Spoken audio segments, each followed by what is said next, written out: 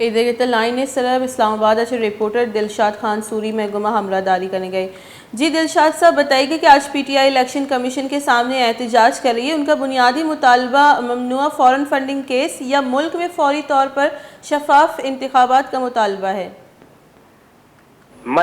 مجموعی طور پہ تو ان کا احتجاج جو ہے وہ الیکشن کمیشن کے خلاف تھا اور زیادہ نعرے بازی جو ہو رہی تھی وہ الیکشن کمیشن نامنظور نامنظور.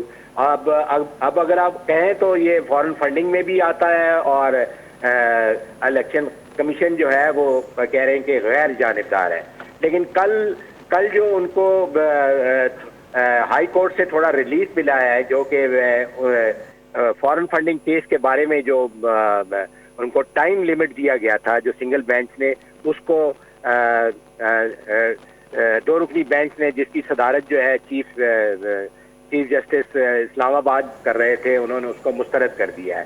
تو آج یہاں پر لوگ اکٹھے ہوئے تھے جو کہ زیادہ طور جو ہے وہ ورکر موجود تھے اور ان کی جو لیڈرشپ ہے اس میں شبلی فراز صاحب اور اندلیب عباس صاحبہ جو ہے وہ موجود تھی اور عوامی مسلم لیگ کی طرف سے شیخ رشید صاحب بھی تھوڑی دیر کے لیے آئے تھے.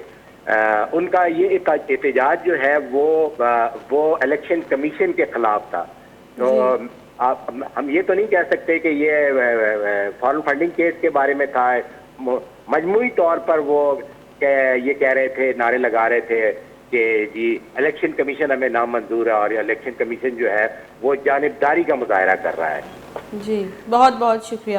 دلشاد خان سوری میں گمہ اسلام آباد اچھا ہمراہ داری کرنے کا چونکہ کوشش کرتے کہ الیکشن کمیشن ڈننا تحریک انصاف جو باس کا ظاہر شانی کرنے کے انچو کے فواد چودھری بھی بیان داتا ہوتا کہ انچو لگی الیکشن کمیشن جو استے سرو آئی استے نیون لیگ باس کے جوڑ بھی انچی بیانات دیما پیدا قائدہ حالہ دیما بری.